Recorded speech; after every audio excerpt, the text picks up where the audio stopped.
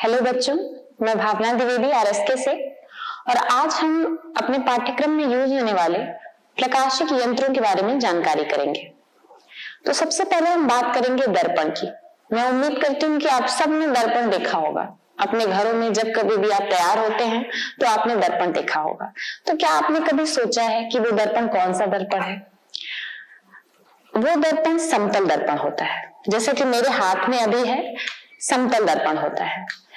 इसका ये जो परावर्तक पृष्ठ होता है ये समतल होता है और इसके दूसरे भाग पर पॉलिश लगी होती है।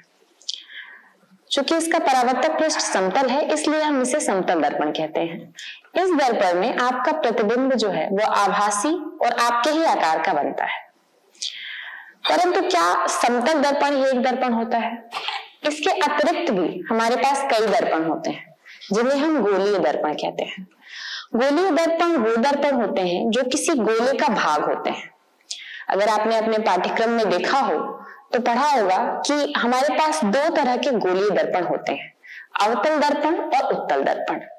अभी हमारे हाथ में एक अवतल दर्पण है। समतल दर्पण की ही भांति इसके पीछे भी पॉलिश लगी होती है और इसका जो परावर्तक पृष्ठ होता है इसके द्वारा हमें प्रतिबिंब बनता है। अगर हम इसके परावर्तक पृष्ठ को टच करेंगे, छुएंगे, तो हमें पता चलेगा कि ये अंदर की तरफ दबा हुआ है। इस वजह से हम इस दर्पण को अवतल दर्पण कहते हैं।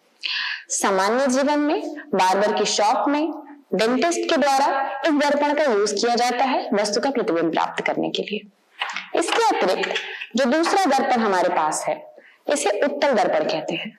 क्यों? क्योंकि इसका परावर्तक पृष्ठ बाहर की तरफ निकला हुआ होता है। अगर आप इसे छुएंगे तो आपको पता चलेगा कि ये बाहर की तरफ निकला हुआ है। इसके भी दूसरे भाग पर पॉलिश लगी होती है। सामान्य जीवन में उत्तल दर्पण का उपयोग कार में, मोटरसाइकिल में, इसके बैक मिरर में यूज किया जाता है पीछे की वस्तु का बड़ा प्रतिबिंब प्राप्त करने के लिए। तो ये तो दर्पण हुए। इसके अतिरिक्त हमारे पास तो ऐसे भी प्रकाशक यंत्र होते हैं जो कि पूर्ण रूप से पारदर्शी होते हैं। इन प्रकाशक यंत्रों को हम लेंस कहते हैं। तो अभी हमारे हाथ में एक लेंस है। अगर आप ये देख सकते हैं कि ये पूर्ण रूप से पारदर्शी होता है और प्रकाश इसके एक तरफ से दूसरे तरफ तक जा सकता है।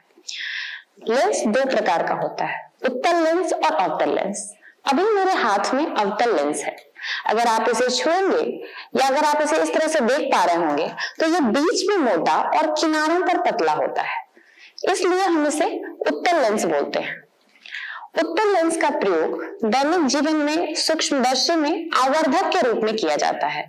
हम छोटे अक्षरों को बड़ा करके इसके माध्यम से देख सकते हैं। इसके अलावा जो दूसरा लेंस हमारे पास होता है वो होता है अवतल लेंस। ये बीच में पतला और किनारों पर मोटा होता है। ये अवतल लेंस दैनिक जीवन में निकट दृष्टिदोष को दूर करने के लिए चश्मे में यूज किया जाता है। इसके अलावा जो पारदर्शी प्रकाशक यंत्र हमारे पास होता है उसे हम बोलते हैं ग्लास स्लैब। जैसा कि आप यहाँ पर देख पा रहे होंगे, इसका प्रयोग हम प्रयोगशालाओं में अपवर्तनांक निकालने के लिए या अपवर्तन की घटना को बच्चों को बताने के लिए भी यूज करते हैं। इसके 6 आयताकार फलक होते हैं, जैसा कि आप यहाँ पे देख सकते हैं। दैनिक जीवन में हमारे घरों में जो खिड़कियों पर शीशे लगाए जाते हैं वो आयताकार स्लैब का ही एक हिस्सा होते हैं। इसके अलावा जो प्रकाशक यंत्र हम अपने पाठ्यक्रम में देखते हैं उसे हम प्रिज्म बोलते हैं।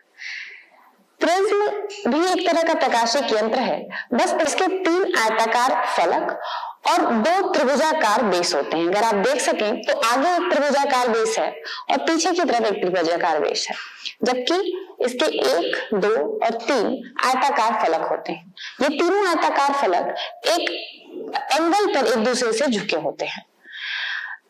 प्रिज्म का उपयोग हम प्रयोगशालाओं में श्वेत प्रकाश का स्पेक्ट्रम प्राप्त करने के लिए करते हैं और हमारे वातावरण में बरसात की बूंदें जो हैं, जो जब वो इंद्रधनुष बनाती हैं तो वो भी एक प्रिज्म की भांति कार्य करती हैं। तो ये रहे वो प्रकाशक यंत्र जिनका उपयोग हम अपने पाठ्यक्रम में करते हैं। मैं उम्मीद करती हूँ कि इस छोटे से वीडियो से आप ये समझ पाए होंगे कि हम किस तरह से प्रकाशक यंत्र की पहचान कर सकते हैं, इनका उपयोग कर सकते हैं। हम आपसे मिलेंगे अगले वीडियो में। धन्यवाद।